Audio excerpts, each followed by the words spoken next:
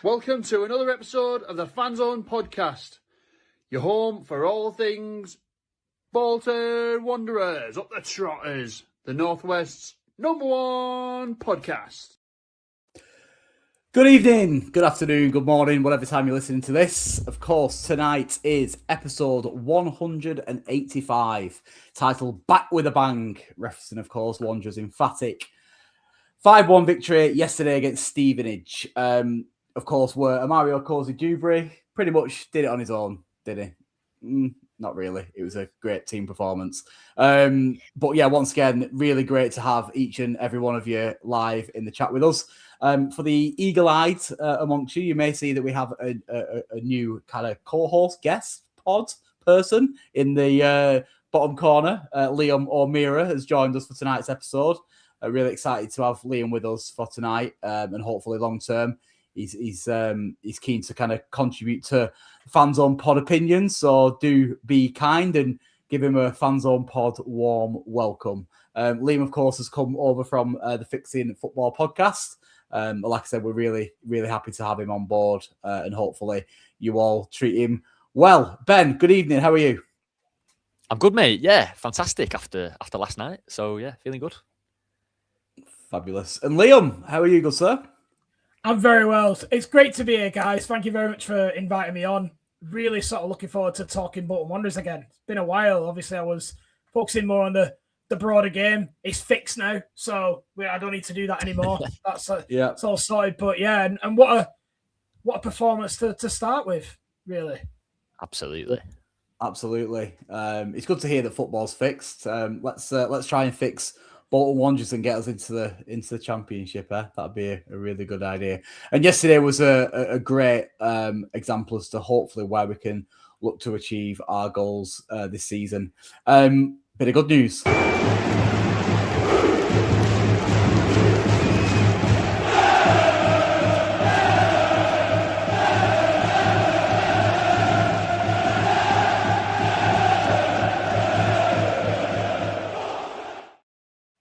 We've had a financial contribution by Juan Rodrigo earlier on this afternoon. So an absolute massive thank you to Juan Rodrigo for joining as a channel member. You absolute superstar. What that does, it allows obviously the podcast to operate and grow. And it does help massively in terms of getting us kind of to the eyes and ears of other Bolton fans as well. So yeah, massive thank you very much for the contribution, Juan Rodrigo. Wherever you are, whoever you are, you're very much appreciated. So yeah, great to get going. I think what we'll do, first of all, is get in with the old post-match reactions. And yeah, let's get this show on the road, as they say.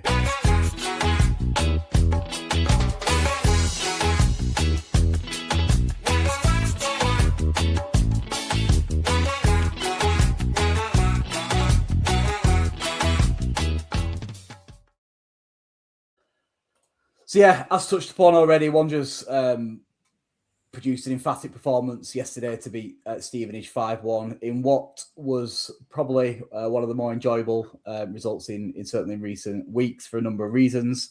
Really impressive following the unimpressive result against Cardiff at the weekend.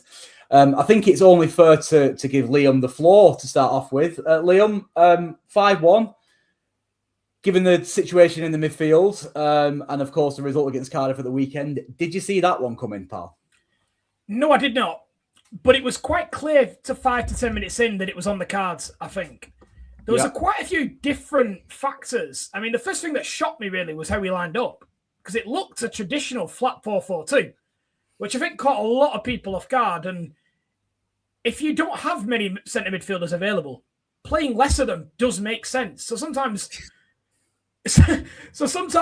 out of crisis, you can land on something quite effective. And I think what was really promising, and I'm sure we'll talk loads about Mario Costa-Dubri's performance, but I think what was really interesting about it was how natural playing George Johnson at left back allowed that to happen, because it meant that Jordi Tutu could push on. It was almost like a double attack down the right-hand side, which really gave Costa-Dubri room to come inside. So it made a 4-4-2 very, very dynamic. And I think Stevenage just could not live with it. They just couldn't get a foothold in the game. And I think 5-1 flattered Stevenage in the end. Bolton could have scored countless goals, really. Yeah, did you see that 4-4-2 was more of a in possession 4-4-2, and out of possession we were a little bit more attacking? Like, is that what you're trying to get at, yeah? It was very hard. I think it was very, very fluid. And I think it was probably more in possession of a back three, because I think George Johnson tucked in a little bit more on there. And I think George Johnson's not had the easiest season, particularly the second half of the season. And I would say that's probably his most encouraging performance for a while, I think, as a flat left back. And I think it gave Thierry Gale a lot more comfort knowing that he's got a more natural defender behind him. So I think it solved a lot of issues. And I think it was it was a really promising evening for us going into the playoffs, which we're more than likely going to be unless something goes drastically wrong, that we essentially been able to do that to someone who's going to be a rival in and around those positions. Now, don't get me wrong, we're all got an element of PTSD from Oxford, and I'm sure a few of us are walking out with there thinking about that Oxford result not long before the playoffs last time. But you cannot do more than we did last night. It was a really good performance, gents. I don't know what you two thought. Yeah, well, I guess over to you, Ben. I've got my thoughts, but yeah, keen to get yours as well. Yeah, it's fantastic. It's a game that we all thought was going to be a real struggle and a real slog, because that's what Stevenage do. I think something like 5 out of the 7 previous games were 1-0. So yeah, I was expecting them to come and, put 10 men behind the ball and make it really frustrating for us. But yeah, from the off, we were really bright. I thought I was surprised by the team sheet as well. I was surprised that Kenny was straight back in, because we didn't really have a word on why he was missing on Saturday. We assumed it was an injury, but yeah, he's come straight back in. And obviously, Mario, I didn't think he was going to start last night. I thought he'd maybe wait another game, but it worked out perfectly for him. He was probably man of the match, as we'll find out in the next segment. I can't imagine most people won't vote for him. And yeah, he came off after 55 minutes and got a good rest, so it worked out perfectly. But yeah, them two just make a massive difference in our attack. I love Dolby, and I think Burso's done well for us this season, but I think we need at least one of them two for a bit of dynamism. And Gale had his best performance he's had for a long time as well, because of Mario was back and there was a lot of attention on that right hand side, which gave him a bit more leeway on the left hand side. And yeah, he was just more positive, taking on defenders and cutting inside and going down the line. It was really good for the second goal. And Rodriguez had his best game that we've seen him have.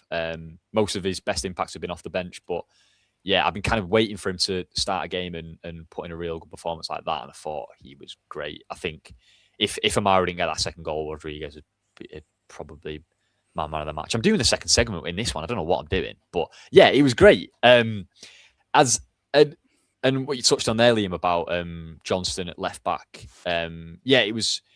It was kind of like a hybrid between a back three, wasn't it, and a 4-4-2, because you say Johnston kind of tucked in and kind of solved an issue that we've been having for a long time on that left-hand side. Everyone knows I'm a massive fan of Max Conway. I've waxed lyrical about him this season, but over the past few months, it's been quite a recurring problem that he's got too high up the field, and there's been runners in behind on that right-hand side that's been caught out and conceded goals from it. And we didn't have that last night because Johnson tucked in and basically stayed at left centre half, kind of. And to be honest, it did help that they didn't really play with the right winger. They played back five, didn't they? And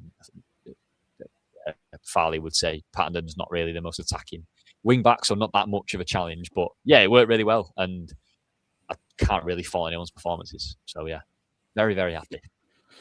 Yeah, and as you should be. I think I was very critical of Thierry Gale and have been rather critical of him for quite a while, actually. Not necessarily in terms of his kind of attacking output, but just his overall play. Certainly from a defensive perspective as well. But from what I did notice yesterday, I think he did seem to kind of contribute a little bit more in them defensive areas as well, which was reassuring, really, because obviously it gave George Johnson a little bit of reassurance as well, didn't it? Really, in them defensive areas when needed, it wasn't kind of panicking, I guess, wondering whether or not Gale was going to track his man or whatever else, because certainly he was certainly guilty of that against Cardiff at the weekends. But yeah, I think overall performance it was really, really impressive. And I think it's once again testament to the side, isn't it, where we seem to, when we lose a game, we react very, very well, don't we? And often win the next game, which again, we talk about character. We've talked about character all season with the way in which we score late goals, but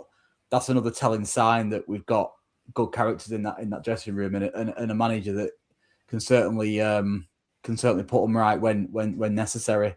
But yeah, I think as far as that kind of top six is concerned, obviously Lincoln and Cardiff are gone now. We're obviously dealing with Bradford, Stockport, and Stevenage at the moment.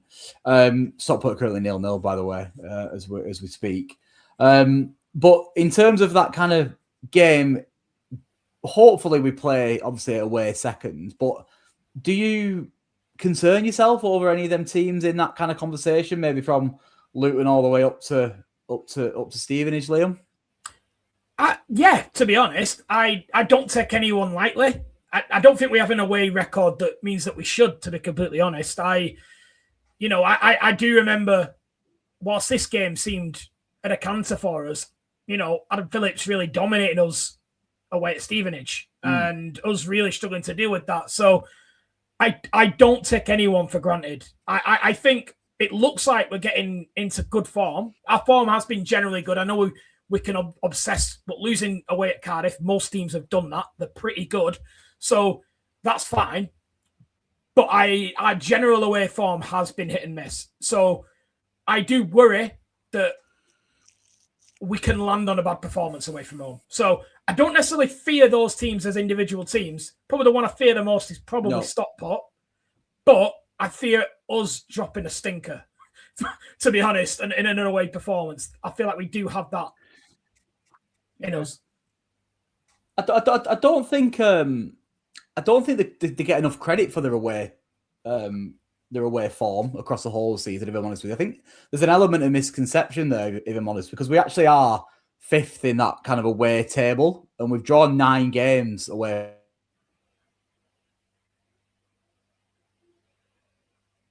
A playoff tournament, knockout tournament, which of course is what it will be.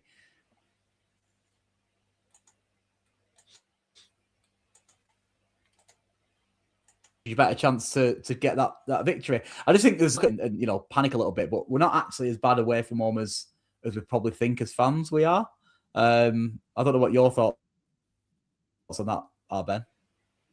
Yeah, I think I slightly agreed. Before yesterday, to be honest, I was even thinking, are we even any better at home than we are away at the minute? Because I was trying to think back to our best good home performance. Obviously, we've been unbeaten since we lost at home to Mansfield, but even the games we've won, like while we've kind of dominated a little bit, it's been last minute goals with Wickham and Burton and Orient with last minute goals. And I'd say our last great home performance was probably Port Vale, which was a long time ago now, until yesterday. So I was kind of a bit the home and away record has kind of evened itself out, but I would still back ourselves at home, especially after yesterday. It's a massive confidence booster.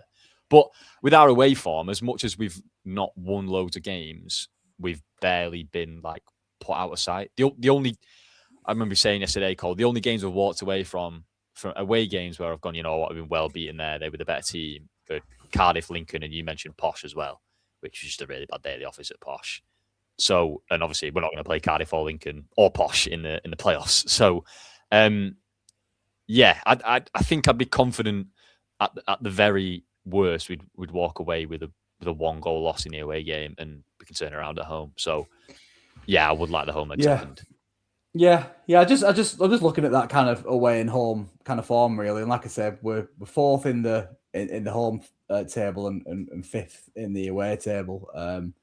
Drawing 9 games, I think is quite terrible, really, to be honest. But in a playoff kind of two-legged affair, then it could be, in a way, kind of advantageous. It could get us to Wembley, in theory, anyway. So yeah, that's kind of our kind of post-match reactions from a Bolton Wanderers perspective. But a few people have called upon our good friend Matt Farley to be present tonight for a short period. So without further ado, here he is. We are making the League One playoffs. Sorry, boys. Sorry. Wrong intro. Have you ever seen a guy more excited after a 5-1 loss? No. Yeah. So we're going to... obviously, you're very well loved, Matt, aren't you, as far as the Wanderers fans are concerned? A lot of love as ever, you know. So we're going to keep it very much giving you the floor, really, and giving it from a perspective of the away team and kind of how you thought yesterday's game went. Yeah, it was great. No, I'm joking.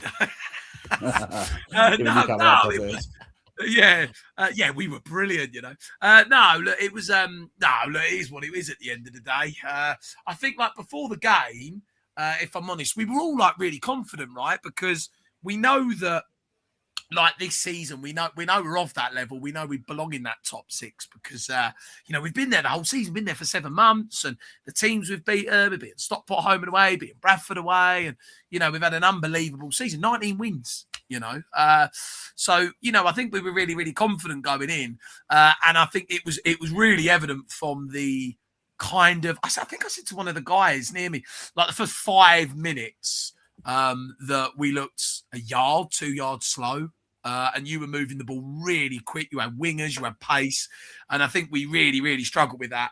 And I think a lot of us kind of said that it looked like, I think the effect from Saturday probably took a little bit of its toll against us, because we looked just really leggy and slow. And I think that was one of the main things that we kind of saw really early on into the game. And we gave it a go. And actually, really oddly, although the score was the way it was, we had a couple of good chances in the game. Dan Kemp had a header in the first half. It probably fell to the wrong guy, to be fair. And he's headed it wide. Harv had one in the first half. Matty Phillips had one in the second half. So we did create a couple of good moments in it. But no, for the large majority, I think we were second to it all night, 1 yard to 2 yards slow. And I think it really, really showed. And I think Revs, I think he said it in his interview after, he tried to change shape immediately. And he made a lot of substitutions in the second half. And there was a couple of players, Matty Phillips for one, that didn't start in the game that was too leggy from Bradford, and he wanted to rest him. So I think, if I'm honest, I think the game, looking back at it, probably fell at the wrong time for us, I think, last night. But no, look, I thought Bolton were brilliant at the same time. I thought the football you played was brilliant. The goals were fantastic, and deservedly won the game. So, no, look, it's one of those things. We'll learn from it. We'll move forward. To be honest with you, it's like, although we lost the game 5-1 last night, it wasn't like a massive deal to us. We knew because we'd beaten Bradford, and really no one else was playing other than Huddersfield last night, that really last night didn't really mean a lot, really, for us. Big goal from Cardiff as well for you. Well, I know. We got back to the coach. We were like, oh, it's 2 points now. Oh, my God, it's still 4. We couldn't believe it. Sorry to interrupt you, Matt. Speaking of big goals, Northampton has just scored and making it 1-0 against Luton Town. So just stop it. Throw that spanner into the works whilst you're live. Oh, wow. Oh, I didn't know that. Oh, crikey. Oh, there we go. We'll take that then. Oh, wow. Yeah, see, that is huge. And, yeah, look, it's one of those things where, look, we know we've got these 4 humongous games now. 3 of them are really winnable. So, from our case, it's, we're not too disappointed over it. Yeah, a couple of people have asked about the red cards, obviously from an opposition perspective. We've not touched upon that incident just yet, which I'm sure we'll have our opinions shortly. But I'll start with you, Matt. What was your kind of opinions on that? It's a weird one, wasn't it? It was a weird one because I didn't really see it happen in real life, in real time, and I just assumed like he elbowed him to the face or something. So we were like, oh no. And then I watched it back on the telly, and then I thought, well, I'm not so sure that's a straight red, you know. But then watching it again, he shouldn't lash out like it. I think it's borderline, you know. I think some refs would give that a sending off and some would give it a booking, because initially what I thought he'd actually done wasn't what he actually did. And when I watched it back at half time, I was the same. I thought, I'm actually not so sure that's a sending off, actually. He's retaliated, which he shouldn't have done, right in the ref. I'm quite 50-50 on it, you know. Originally, I thought, he's probably whacked him. And then when I watched it, look, I've seen worse things given a booking before in football. So I'm not so sure about it, if I'm honest. No, it'd be interesting. I'm going to ask you, Liam, on this one. Obviously, we lost John McAtee and have lost him for the last 3 games. Obviously, he's returning against Huddersfield. How does that sending off by Dan Phillips compare to John McAtee? Do you put it in a similar type of category or not? Yeah, I do actually. I think it's a really good comparison. And I must admit, when I got home and saw it, I thought the same thing. Because like everyone, I sort of the immediate aftermath. But I think you summed it up brilliantly with, I assumed it was worse. And I think Phillips's body language was horrendous. It looked like he'd committed an atrocity. He's walking around with his strutting. And I thought, he's whacked him. He must have whacked, like you wouldn't walk. It was like, he reminded me of like Joey Barton against Man City when he's got that aura of someone who's committed a war crime. And and it was a really mild sort of lasher, and he walked off like he'd ended things. The game's over because and it was like it trying to get yourself sent off almost. And he is someone with a reputation as well. So I feel like he almost manifested his own. I don't think his reputation has done him any well there, because he's known as going around, you know, kicking everyone all game. I mean, that's what he did in the away game against us. I remember us talking about it on the preview. But yeah, I mean, I think pretty much in the first or second minute, he put in a strong challenge, didn't he? Like the ball's going out of play, kind of out of no reason. Well, exactly, I feel like the refs seen that and thought, right, well, keep an eye on him. As soon as he's done something. Yeah, the corresponding game, I didn't know anything about him. But 15 minutes in, I'm Googling him, hating him. Who's this guy? Like, he was so under my skin because it was just relentless fouling. So if it's like that every week, then like the McAtee one where Schumacher alluded that he's been done there because they know he has that little look before he backs in. Yeah. And it's almost like, I think Johnny Kenny knows exactly what he's done. And he'll been laughing when he was on the floor rolling around. I think Johnny Kenny, I think we've noticed that already since the signing him from Celtic. He's got that kind of hosiery about him, and really, obviously, even just kind of like celebrations in front of the Stockport fans. And I think he probably is a gobby little sod as well, which I personally love, and we need more of that. But kind of going back to Liam's point as well about Phillips generally, Matt, is he a bit of a player that is up against that kind of border of getting kind of yellow card and red carded quite regularly? It's a bit of an interesting one with Dan, because obviously Dan's a very aggressive player, and he's that player in the midfield that will go and kind of win you the ball back, and he'll be able to kind of, you know, hold the ball and kind of get you in possession again. To be honest with you, Dan actually this season's been a really, really good player. He's been one of the players of the season, and technically he's a fantastic player. He's brilliant with his feet. He moves the ball really well. He's being watched by 7 championship clubs at the minute. And the rumour is that there's a championship club waiting with a 3 million bid for him in the summer. And there's been rumours on it and scouts at our games and stuff like that. So he's being watched a lot by a lot of championship sides at the minute. Dan, he's an international footballer. He plays for his country. So yeah, he's a top player. He's quite aggressive. It's weird with Dan because from memory, that's his only sending off with us since he's been at the club. I can't remember him getting another sending off elsewhere, Dan. But yeah, look, he's an aggressive player. He'll hold up the ball. He'll foul to win it back. He's one of those players that will do those sort of things. Yeah. Before we let you go, Matt, obviously really appreciate you joining us for tonight's post-match. But that top 6 or that top 4, should I say, including the playoffs, give us your prediction for the final 4, come what may. We're doing it, boys. We're doing it. We're getting in there. I'm sticking by. Thing is, right, and I'm not even just saying this as a biased thing, like, especially with Luton losing tonight at the minute, hopefully that stays the same. It's 4 points. Like that, like I was trying to make this point to someone earlier. They were like, you know, you keep saying about this 4-point gap, and I'm like, Yeah, but it's hard not to. Like, it's not like it's 1 point or 2 points or 3. It's 4. Like, we know if you've got a 4-point gap, it's quite a convenient gap to have with just 4 games to go. You're then asking Plymouth, Luton, Reading, they've got to pretty much win all their games if we just get 2 wins, right? Yeah. And we've got 4 games to play. 3 of them are at home. Who are your games, Matt?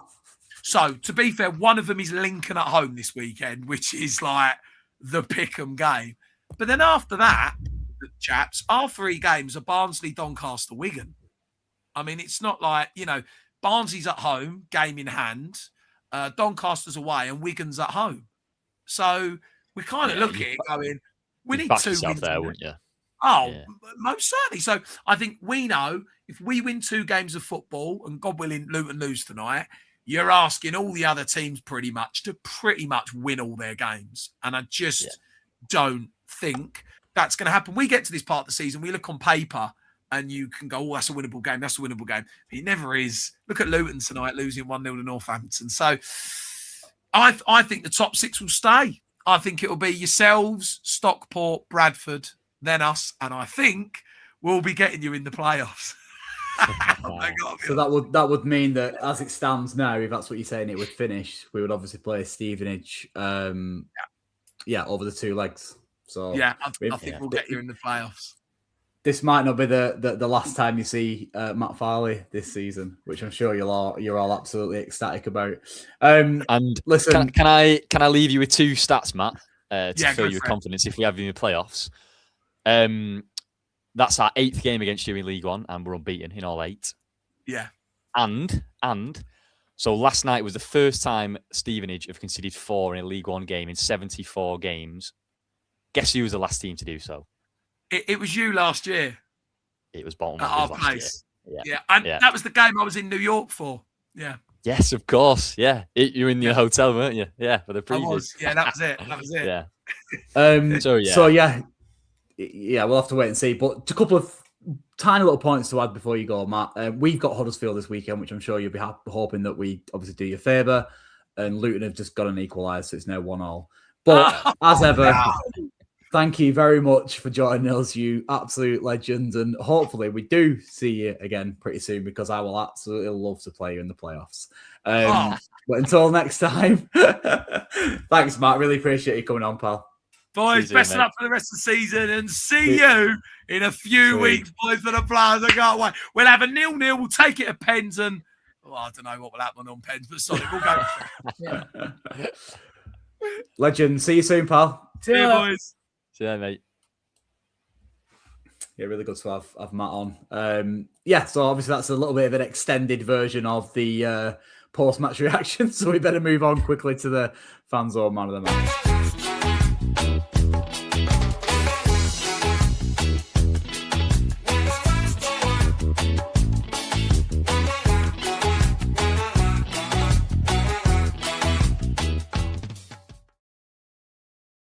Was that a little bit harsh, ending it on the fact that they've just equalised for Matt? Was that a bit out of order? Or? Well, he would have found it out in a minute anyway, so... He would have done, yeah. Just live, it's a bit harsh, and his face dropped a bit, didn't it? But yeah, never mind. So man of the match. Keep it short and sweet, guys. Obviously, guys and girls in the comments as well. Please do throw your opinions into the chat, and we'll bring them on screen as ever. But we'll go with Liam. Go on then, pal. Who was your man of the match from yesterday? I think you're going to struggle to make a case that isn't a Mario Corsi-Dubry. An absolute magnet for opposition players. But I think the thing that really struck me yesterday watching Corsi-Dubry isn't necessarily, obviously how brilliant he is in possession. But when he loses the ball, how quickly he wins it back. And I was sat there thinking, why can't everyone do that? Why? Yeah. That's not natural. He is just levels above. And my whole perception of our playoff chances changed by having him in the team. So, yeah, it can only be him, really. Yeah, and I think that's one thing that I mentioned to Nappers yesterday. Nappers came to the game with me yesterday, sat with me, which was a privilege as ever to spend time with that young man. I actually mentioned to him, I think that's the reason why I think that he will go far in the game, because he's not only got the ability, Liam, he's got that ability to and willingness to track back, and work hard for Definitely. the teams, which is for a player that's got so much ability, you might say quite a bit of a rarity, really, might you? So yeah, I totally agree with you with that, mate. To be honest, I actually think it's Premier League standard now. I do believe that. I think he is. I think it reminds me of Conor Bradley, where there's a couple of notches above. I genuinely believe that. Interesting. Go on then. I'll ask you man of the match, Ben, but I'll ask you your opinion on Liam's comment then about Mario being Prem standard. I'll go with the second one first. I think it's so hard to tell, but you're right. I don't think I would have said Bradley was Premier League standard, and then he was. So obviously he was fantastic in League One, but then I didn't think he'd go straight into Premier League, obviously, Liverpool and play and look good like straight away, but he did. So yeah, maybe he is. I don't know. It's one of them. He struggled last year in the Championship, didn't he? But I don't think he got a load of game time, and he wasn't in the best environment. Blackpool, pretty rubbish. So it's not Blackburn, sorry. But yeah, I don't know. Maybe we'll see next year. I don't think he's going to play for Brighton though. I'm not going to lie, because they have a million, don't they?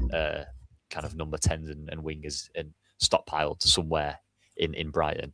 It's interesting around Dubry though, the amount of interest around him. So I do comments for Football League World, and the whole time he's been injured, they must have messaged me 3 times. He's been back for 2 games. I've had 4 messages off them asking what I think's going to happen to him next season.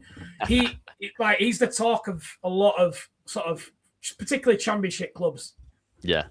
I mean, he likens to a bit like Jez Raksaki a couple of years ago at Charlton, who ended up, he went to Sheffield United alone, I'm pretty sure, and now he's at, is he at Hull? He's somewhere else on loan in the Championship now. So yeah, I wouldn't be surprised if he ended up top of the Championship on loan next season. A bit like him. Obviously, if we go up, we've got to do absolutely everything to get him back on loan for a season. And I mean, by us, but I think it'd be the smart decision, go back to a club where he's loved. And I mean, there was all the talk before January about if he was going to get recalled or not. I remember Christie coming out and saying, stay somewhere you love, stay somewhere you're adored by the fans, and you know you're going to be first name on the team sheet and you're playing well. So yeah, that'd be my advice to you, Mario. Stay here next season when we go up. But obviously he's man of the match. Shout out to Rodriguez, because that was his best game he's had for us, and I've been waiting to see that for him, because he's shown it in bursts. But yeah, he played really well. But obviously, because you do, it's so good to have him back, especially because before his injury, he'd gone off the boil slightly. He was still like one of our better players, but we'd stopped putting him on in the top corner from 25 yards every other week. So yeah, I think I watched the highlights back before, and the commentator said it was his first goal in 17 games, which surprised me. I know obviously he went a while without scoring before he got injured. Yeah, but yeah, I didn't think it was that long. But yeah, so yeah, happy he's back in the goals. Yeah, them goals certainly like London buzzes for him then yesterday, weren't they? I suppose. Yeah, listen, he was brilliant, weren't he? So he's obviously the man of the match to score a brace, and just his all-around game off that right-hand side, working well with Osatutu, who was great as well. I really like him. He offers. I don't necessarily think he's a right back, although he technically played right back yesterday / right wing back in his own little position, like Liam referred to earlier. But yeah, I think certainly as a right wing back, he offers an awful lot when he's on it. But yeah, I think Mario does get man of the match. But I'd like to give a special shout out to the back line as well, all of them, to be honest, because I think when you come up against a team like Stevenage, who kind of put it on you a little bit, they dealt with everything that they even attempted to throw at us, and I think they get a lot of stick, the defence, and they have got a lot of stick in recent weeks. Yeah, sometimes it's right to give them a little bit of kudos as well. So yeah, all the defenders I thought were great yesterday. But yeah, Mario gets the Fanzone man of the match. So good work, young man, and hopefully that'll, like Liam said, put us a little bit more positive towards maybe getting promoted, despite the defeat against Cardiff the other day. A few people have said that my internet connection is not very good tonight, which I do apologise about. I'm not too sure. Oh, really? Yours? Yeah, exactly. And I gave you a little bit of stick before we went live, weren't I, saying yours is terrible. So yeah, I apologise. I don't know what's going on, but I'll certainly try and find out what's happening. I would encourage you all as well to get the Fanzone Fan Focus comments in the chat. Obviously, we're going to be moving on to that shortly. Before we do so, I reckon we'll go with 3 up, 3 down. Doesn't necessarily have to be football related, Liam, like I said to you before, but yeah, give us some positives and some negatives.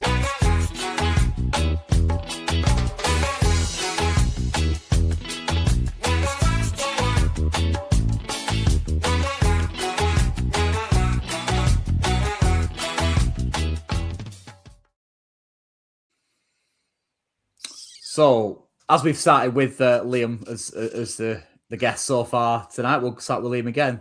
Give us a positive and up from yesterday, Liam. Really good. So, the biggest positive for me yesterday is Johnny Kenny, because we're starting to see, I think, someone really come into his own. And I thought Celtic as well. So, Johnny Kenny was very interesting to me when we were interested in him in the summer. He is not that popular up there, I can assure you. Like, the Celtic fans don't love him. And I think there's a bit unfair there because they see him as a cheap option when they should have gone out and got a striker. And he's become this sort of figure to them of someone who's not quite good enough to lead the line for Celtic, right? And maybe there's some truth in that from what they want to do in Europe. But what you were talking about earlier with Corsi Dubry was exactly what I was sat there thinking about Johnny Kenny yesterday. You're at a club like Bolton Wanderers now. You know, yeah, there was a few less there yesterday, but on Saturday there'll be 20,000 there. And you're wearing the number 9 shirt for Bolton Wanderers. Have a look around, because all the talk from Johnny Kenny's always been, I'll get the goals to get you promoted, then I'll go back to Scotland. But I think you should have a little bit of a look around and have a think about what you could actually build here. And I think I'm starting to see someone who's finding his feet a little bit, and I'm hoping that continues. So that was like a big one that I took from it. Yeah, I kind of like that, though, from Johnny Kenny, if I'm honest with you, Liam. The fact that he backs himself to go and play for one of the biggest clubs in Europe and he thinks he should be playing for them.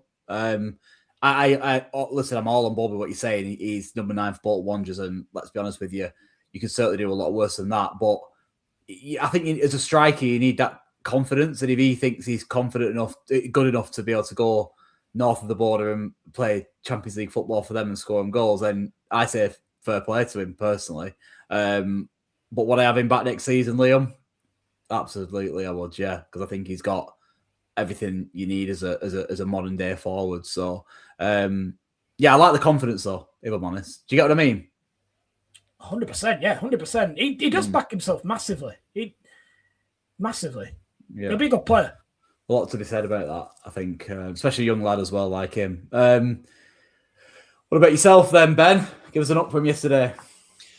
Yeah, I've been thinking, completely agree on Kenny, by the way. I would love to have him back. I remember it was probably about a month ago. I think after his first good contribution, we had the conversation whether we'd take him or Burstow next season. And I think I said Burstow at the time. Now I'm leaning towards Kenny.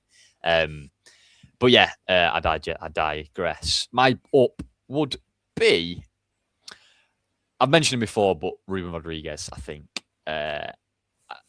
I've been a fan of him for ages, going back to when he was at Notts County. I couldn't believe from the few games I watched of him when them and Wrexham were going for the title. I couldn't believe that he was playing in the National League.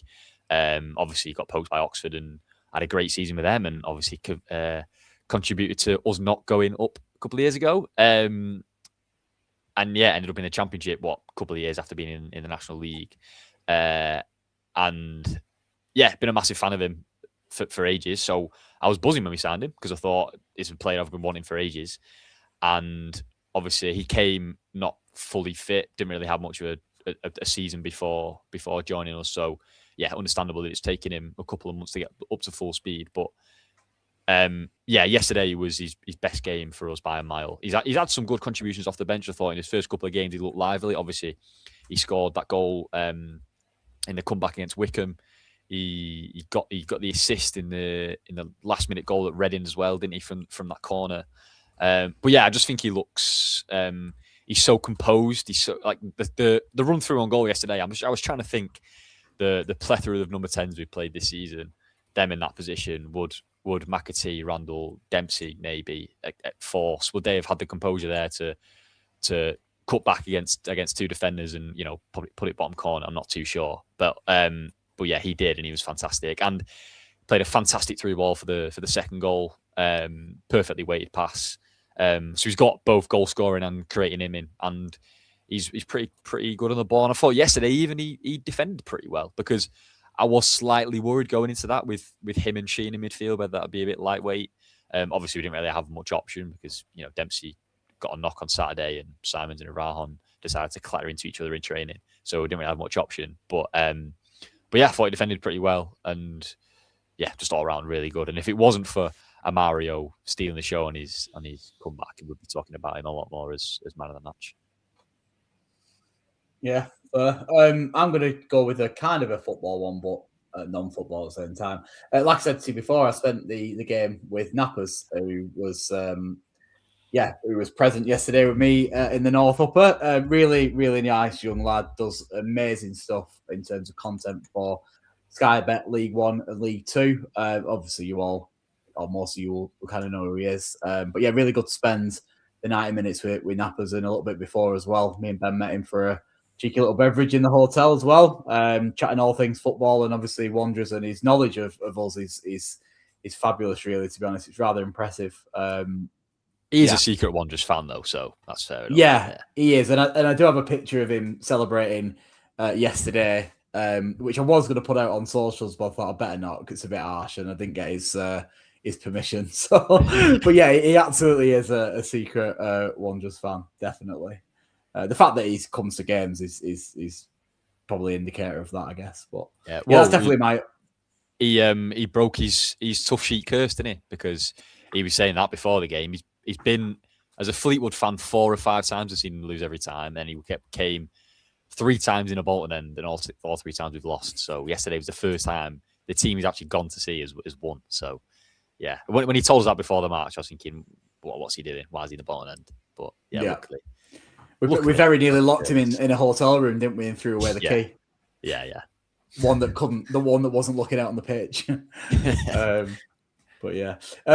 What about you down from yesterday, Liam? Do you have one? I suppose I do, yeah. I do.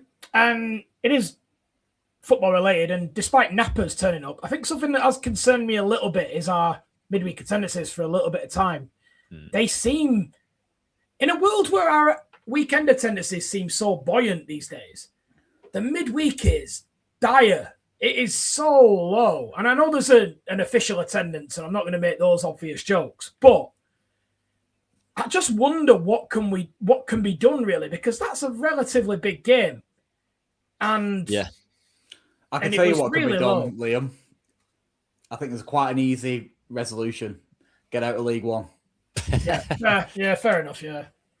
I can't blame people for not going, if I'm honest with you. I understand the negative kind of connotations towards it, and yeah, you're absolutely right. The home Saturday games and the away following is phenomenal, but yeah, you can't blame people on a Tuesday night when kids have only just gone back to school after half term, and you're playing Stevenage at the end of the day. I know it's a big game, but based on Stevenage. You're just saying it wrong. It's Stevenage. Yeah. However you'd like to say it, it's Stevenage, isn't it? Do you know what I mean? And it's not hardly the most enthralling of fixtures, is it? Let's be honest. I think if we were playing, I don't know, even a Norwich at home next season, I think your attendances would be significantly higher than that. But yeah, I get it though, to be fair. I do get it. What about you, Ben? I would love to agree with Liam and slag off everyone that's not come, but I have missed the last 2 Tuesday night home games because I started playing 5-a-side on a Tuesday night for my sins. But obviously last night I went. Luckily, I think the 2 games I've missed were Burton when we scored in the last minute, which is a pretty drab game, and the Doncaster 0-0. So I've not really missed too much, to be honest. But no. Yeah, good job went last night. My down. Yeah, sorry, Ben, just a quick one, and this is the one thing that I do want to raise, because obviously, as you know, Liam might not know, but I don't live in Bolton, and I think there's often a perception that everybody kind of lives very, very, very close to the football club, and it couldn't be any further from the truth. Like, I've got a couple of guys who sit behind me who come over from kind of Hull way.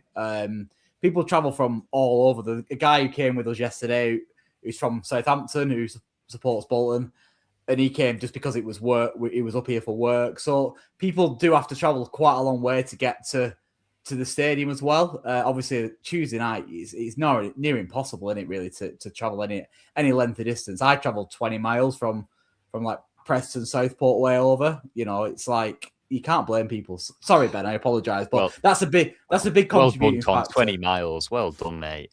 Well, there we are. It's a 40-minute trip,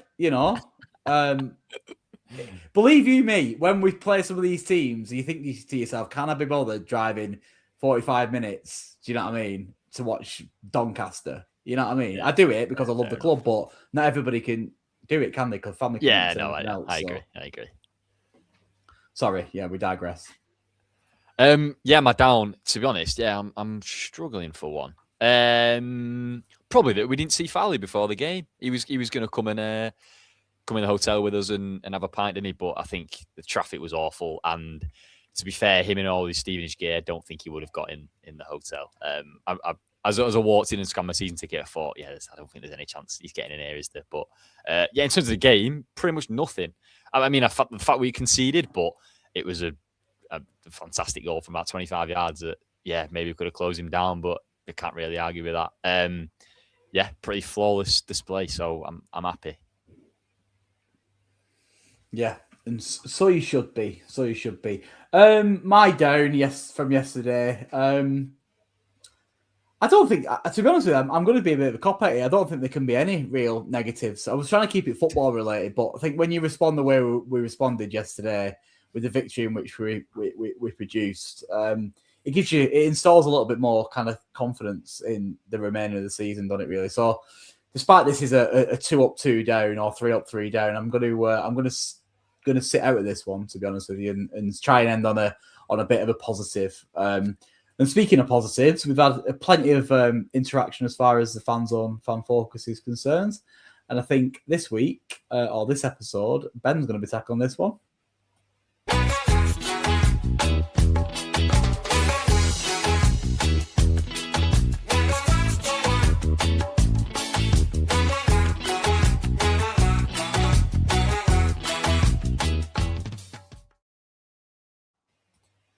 Yes, fan focus time. It's nice to have a positive one. I will start off with Josh, who has said good to see Rodriguez get a goal and stepped up at the right time with Errejón and Simons out. Obviously, I spoke about my love for Rodriguez. And as I said before, I was a bit wary of the team sheet beforehand, but it worked out pretty well. My question to you two boys would be, let's say the playoffs start tomorrow. Let's say we're playing Stevenage. We've got Stevenage away tomorrow. Errejón and Simons are back fully fit. Who would you play as your midfield? Bearing in mind we're going away to Stevenage, would you stick with the Rodriguez and Sheehan from last night, which played really well, or would you go a bit more combative, pragmatic, and stick one of them in alongside one of them? What would you do? Cole, I'll hand it over to you first, mate. It's a really good question, that, because I think we obviously adapted to them last night, didn't we? And let's remove the red card away from it, because when the red card happened, we were 2-0 up. Yeah. So I think we'd have probably beat them rather comfortably anyway, even with that kind of thing happening, regardless. Yeah. And it worked, didn't it? And they couldn't pick up either Sheehan or Rodriguez yesterday. The movement on and off the ball, they simply couldn't handle it. And I think that's possibly part of the reason why that lad got sent off, because he was probably frustrated because he weren't seeing any of the ball.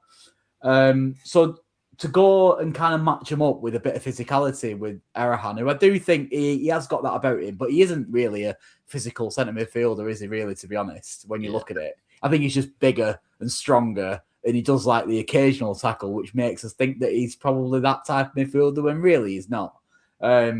So I think I'll probably, if the playoffs started tomorrow, I'll probably stick with Rodriguez. And I'm surprising myself by saying that, to be honest, because I don't think we've got enough in us to match it against the physical side. I think we have to be better with and without the ball against them type of teams. And I think Rodriguez gives you that. So I've probably gone a long way around saying it, but Rodriguez, I'd keep him in. Yeah, fair enough. Liam? Yeah, I completely agree. I think what's quite interesting is, thinking about it, looking back on now, I was impressed with Sheehan's pressing yesterday as well. Not a side of his game you normally see, But I think the idea of the two, he stepped up thinking I have to be up and down. And we've got used to him almost being planted in that defensive third of the pitch, receiving the ball. But it was quite nice to see him, even almost like Mwamba-esque, chasing the ball down off a goalkeeper and stuff like that. And they seem to be both egging each other on a little bit. So I wouldn't change a thing from last night right now. And those two really stepped up last night. I think probably Dewberry aside, I think in terms of consistent performance, Sheehan has been right up there this year. It's probably one of his best years in a Bolton shirt. So I'd be very reluctant to take him out. So I think if the playoffs started tomorrow, I think regardless who we play, I'd be reluctant to take anyone out of that team last night. So it would almost be the same lineup for me. I mean, what were you thinking, Ben? Yeah, I mean, I think last night has made me think so. Before last night, I was my two big wishes for the playoffs was for Cozy Dewberry to come back and look like the player he was and keep fit, and for one of them two to get back fit. I thought we needed them in, especially the away game, wherever we go, for a bit more, as I said, more pragmatic approach. But I think you're right, Colin, saying neither Simons and Arahon are that massive physical presence. I mean, like Phillips is for them last night. They are just more physical than we've seen in the past few years. Aaron can put his foot in, but I think his main strength is still on the ball and how good he is, like his passing ability.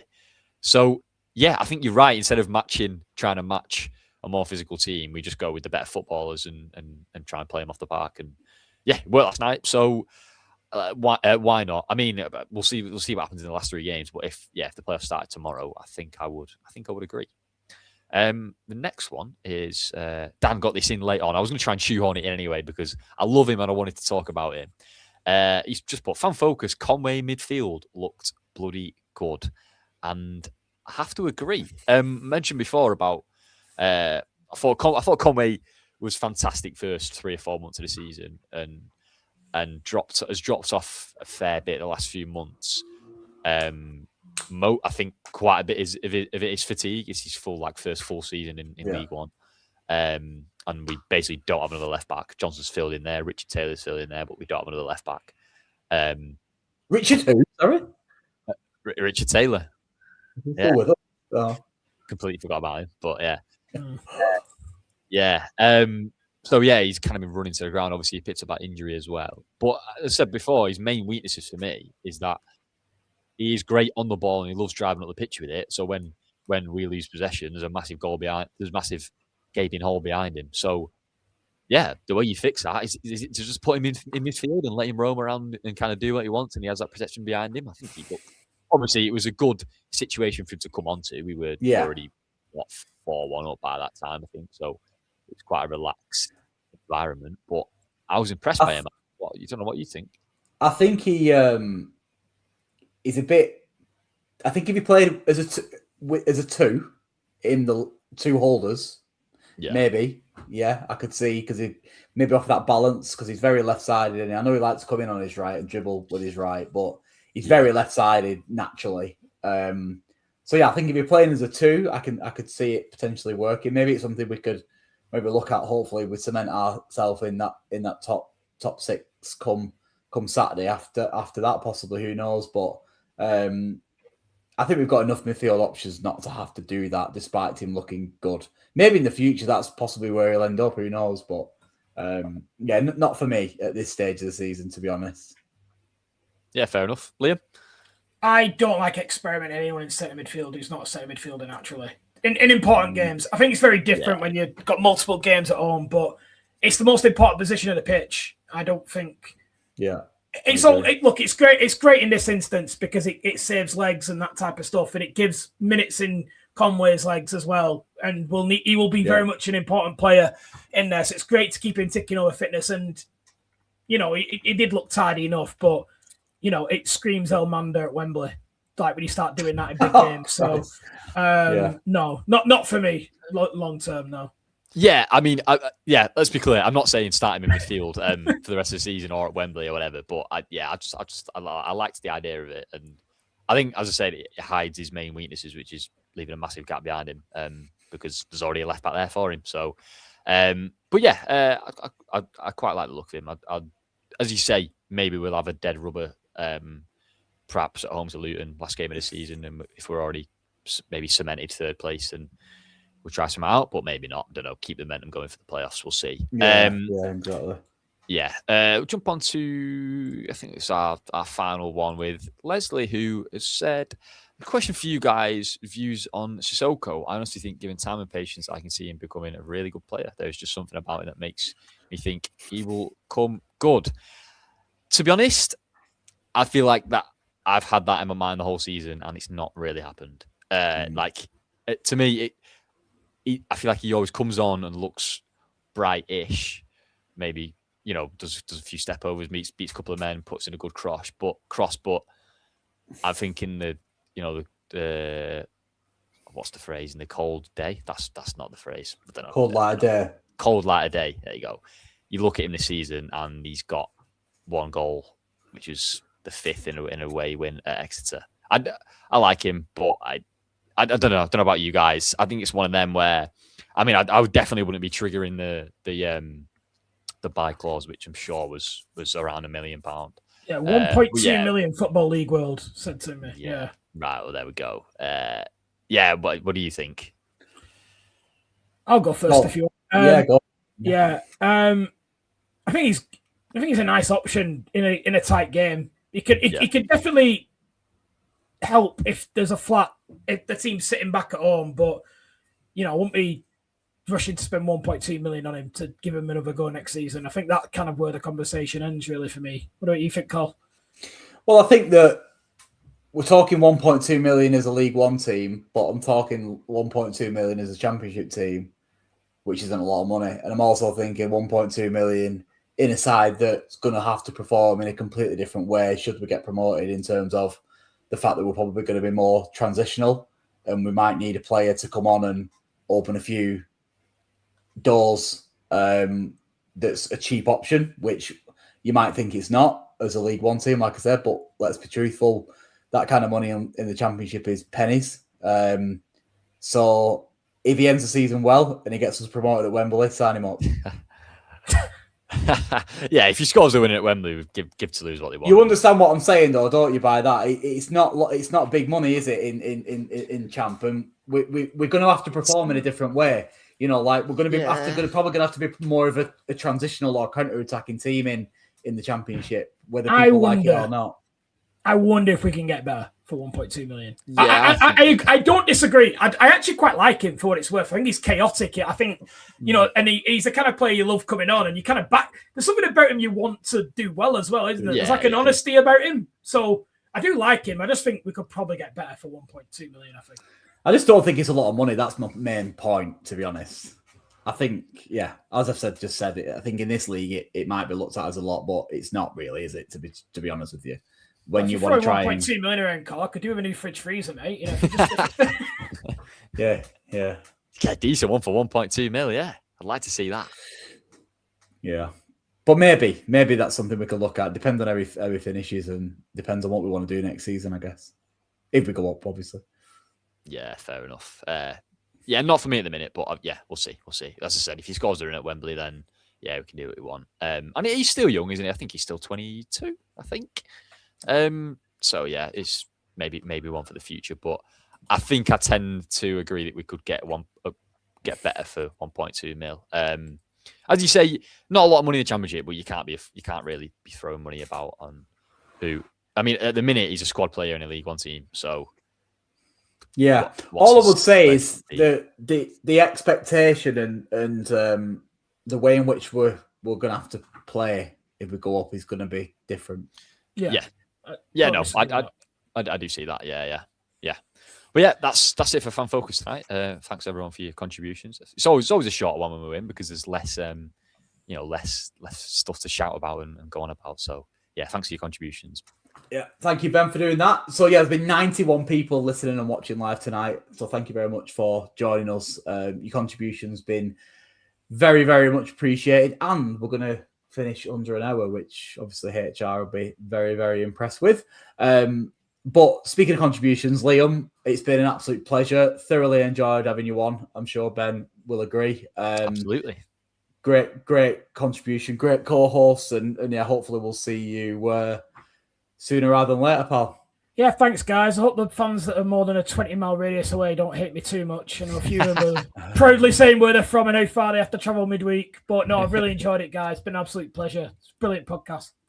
Yeah, thank you. There's bit that we actually did that, Liam, not long back. Actually, I think we did a bit of a recce, didn't we, Ben? Do you remember that where we were saying like put it in where you're from and where you come from? It is really surprising. I do say it as someone who can see both the training ground and the stadium from his bedroom window. So I am judging from quite a privileged place. So I do understand that.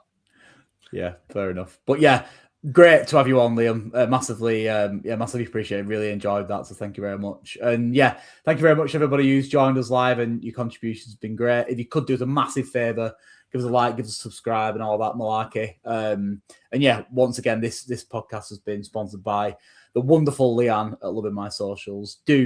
Please go over and see the wonderful work she does. And if you need any support with any website development, graphics, anything like that, obviously she's really good on that stuff. So if you know anybody with a business, then do point her in the direction of Leanne. But yeah, we'll see you all on the next one, which will be the preview show ahead of the Huddersfield game this coming Saturday. So yeah, look out on the socials for that. And hopefully we'll see you on the next one. Cheers, guys. Up the Whites. Thank you.